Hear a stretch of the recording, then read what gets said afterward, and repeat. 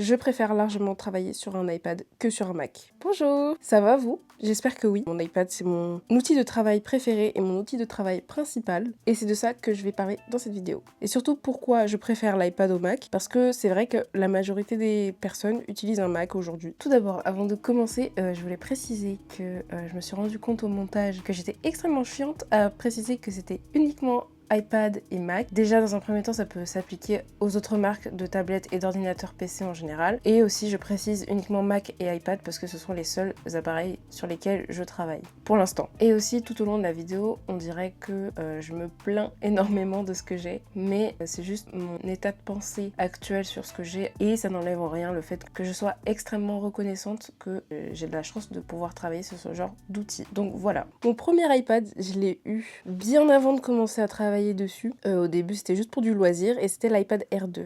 Je l'ai eu en décembre 2016 et je l'ai gardé pendant 2016 à 2019. 3 ans. J'ai gardé pendant 3 ans et la raison pour laquelle j'ai changé est évidente. Enfin, non, en fait, il y a plusieurs raisons. Il y a la première parce qu'il était cassé. Il y a une lampe qui est tombée dessus. Voilà, j'avais trop le seum. Et donc je l'ai changé, et aussi parce que j'entrais en études supérieures et c'était des études, j'ai fait une licence en musicologie, donc c'était très visuel et je me suis dit qu'un iPad c'était mieux qu'un Mac pour cette filière en tout cas. Et en fait, mon profil, vu qu'il était plus artiste, et à l'époque, je voulais vraiment pas de Mac en fait. Surtout qu'avant, un Mac coûtait plus cher qu'un iPad. Et ça, c'était avant. Et donc, à ce moment-là, j'entrais en études supérieures. Et pendant ces 2 ans, j'ai fait 2 ans, j'ai fait 2 fois la L1, je l'ai raté 2 fois. Donc, je l'utilisais beaucoup, et je l'utilisais aussi dans mon perso pour du dessin, notamment parce que j'ai découvert l'application Procreate, mon application préférée sur iPad, où je dessine beaucoup dessus. Et à ce moment-là, c'était mon outil de travail principal. J'avais pas de Mac, j'avais qu'un iPad, j'adorais. Sauf qu'à un moment donné, après mes 2 ans en université, j'étais obligée d'acheter un MacBook pour mes cours parce que je faisais des cours en informatique, création de site internet, et avec un iPad c'est impossible. Que malheureusement j'ai dû passer, enfin malheureusement non, mais du coup j'ai dû acheter un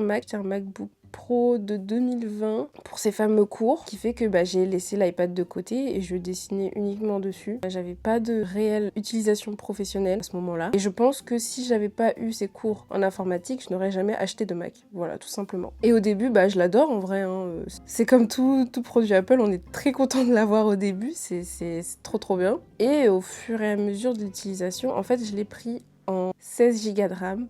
Ce qui a fait que déjà j'ai dû attendre 10 jours de plus. Normalement, quand t'as 16 Go de RAM, tu peux faire plus de tâches en même temps. Donc tu peux faire du montage, de la musique en même temps. Et ça rame moins que 8 Go de RAM. Donc il y a 8 Go de RAM et 16 Go de RAM sur celui que j'ai choisi. Déjà, il m'a coûté plus cher. Ça, oh mon dieu. Franchement, Apple... Bref. Et donc j'ai acheté 16 Go de RAM en me disant que je vais pouvoir faire plein de choses en même temps, que ça va pas ramer.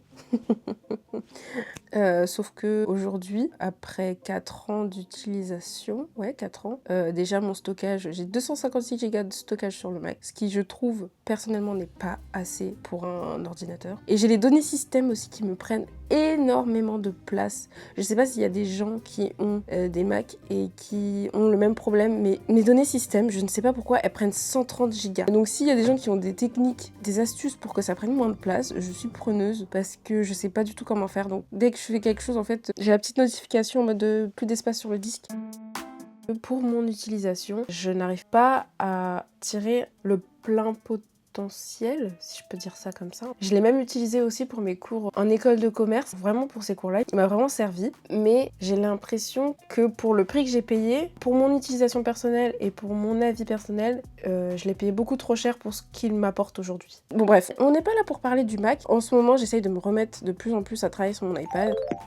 Maintenant, ce que je voudrais faire, c'est de vous montrer un peu l'organisation de mon iPad, comment est-ce qu'il s'organise. Voilà ma petite page d'accueil avec une belle image de Paris que j'ai pris moi-même avec l'heure qui passe derrière et tout. Franchement, iOS 26, j'adore. Je trouve ça trop beau. Donc ici, j'ai ma page d'accueil et en gros, mon iPad s'organise avec des raccourcis qui sont juste là, que j'ai vu sur une chaîne YouTube. Je vous mettrai donc la chaîne à l'écran. C'est quelqu'un qui aussi travaille essentiellement sur son iPad, et donc il a des raccourcis. Donc ça, c'était fait grâce à l'application raccourci qui est juste là. Donc moi j'ai tous mes raccourcis qui sont ici, donc en gros dès que j'appuie sur l'un des 4 là, et ça me mène à une page spécifique. Donc voilà, donc là c'est un peu ma page d'accueil où bon, j'ai mes rappels, la météo, enfin elle n'est pas très intéressante. Ensuite j'ai 4 autres pages, donc en vrai je vais pas vous mentir, j'ai un peu recopié.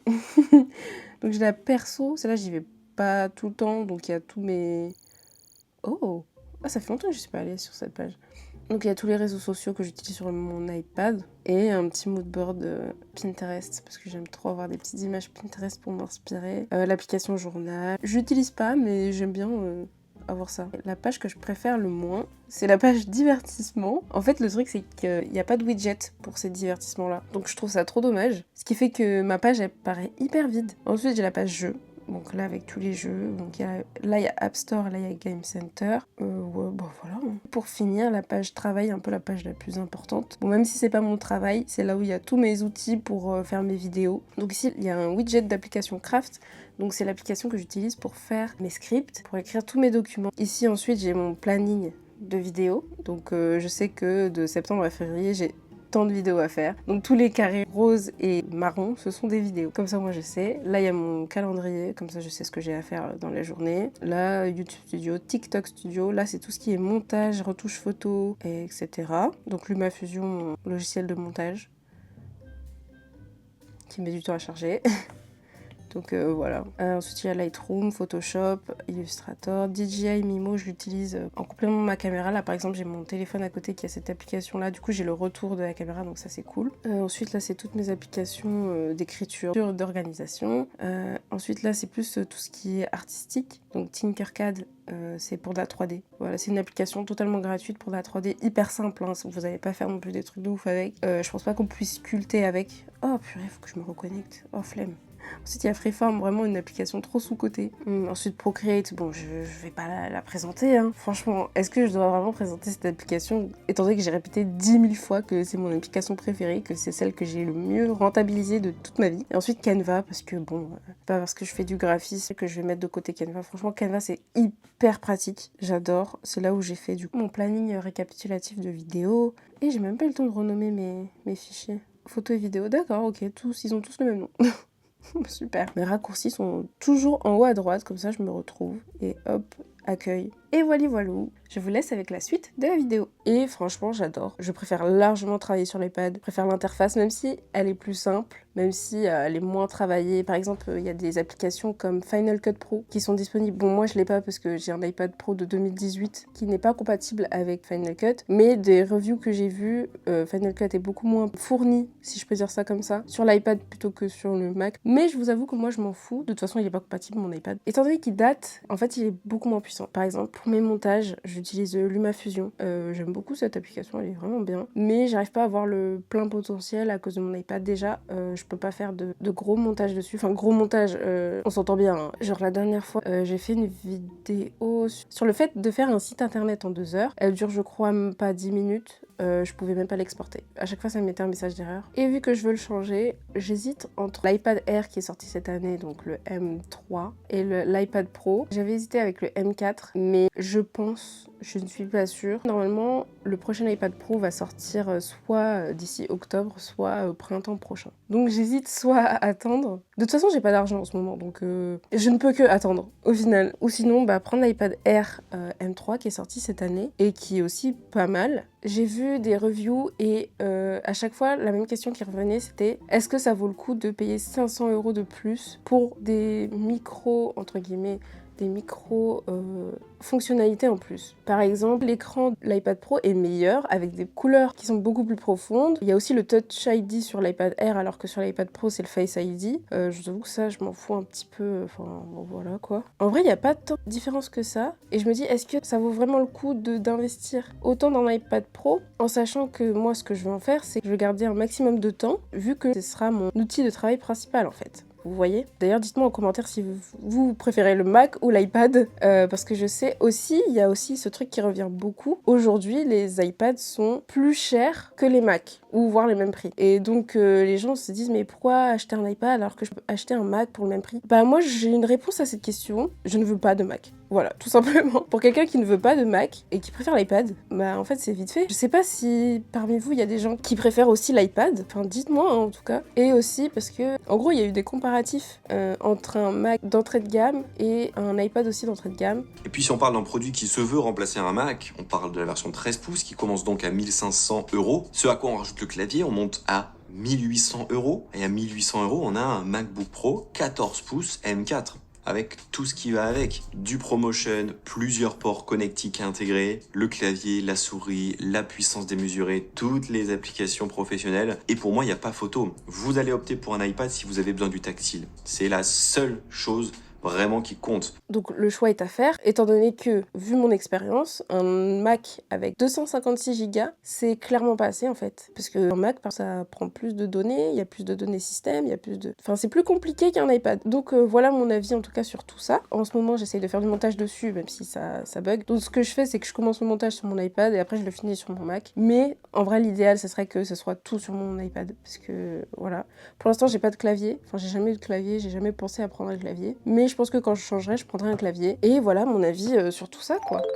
Maintenant, ce que j'aimerais faire, ce serait de vous lister mes 3 applications préférées sur iPad. Donc, on commence par la 3e, c'est LumaFusion. Comme je vous l'ai dit tout à l'heure, j'aime beaucoup. J'ai payé une 30aine d'euros. Et ça me sert à faire du montage. Et franchement, c'est, je pense, le seul logiciel de montage sur lequel je me sens bien. Et j'aime beaucoup comment ça fonctionne. C'est simple, il n'y a pas 10 000 boutons, il n'y a pas 10 000 trucs qui te distraient. Ensuite, en 2e, je dirais Page. Genre, j'adore. J'écris tout le temps là-bas. En fait, c'est l'équivalent de Word. Et en numéro 1, je pense que je l'ai assez dit, je pense que on est déjà tous au courant, c'est Procreate. J'adore cette application, je pense que, c'est même pas je pense, c'est sûr, mais c'est genre le meilleur investissement que j'ai fait de toute ma vie. Je l'ai acheté en 2018, à l'époque il coûtait 10 euros, 9,99 € ou 10,99 €, je me rappelle plus. Et le nombre d'illustrations que j'ai fait avec, franchement, meilleur investissement de ma vie.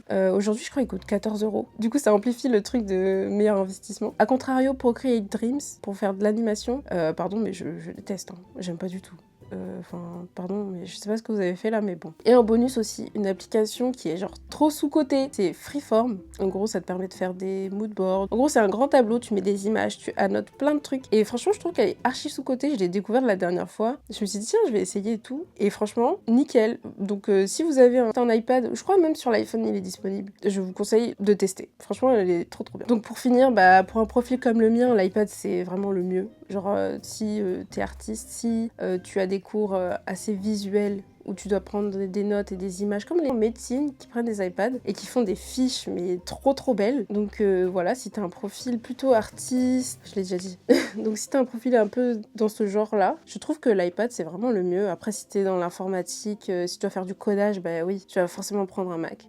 Donc voilà. Et tout ça aussi pour dire que je vais bientôt changer, j'espère que j'aurai l'argent d'ici là. Pourquoi pas faire une petite review des fonctionnalités, des différences qu'il y a entre l'iPad Pro du coup de 2018, 11 pouces, 256 Go avec celui que je vais prendre plus tard. Merci de m'avoir écouté. Et la dernière fois, j'ai parlé de mon style de dessin. Comment est-ce que j'ai géré mon style de dessin depuis 2012 ? Je dessine depuis 2012, donc voilà. N'hésitez pas à aller la voir si ça vous intéresse. Et si vous aimez bien un peu ce concept, je parle et voilà.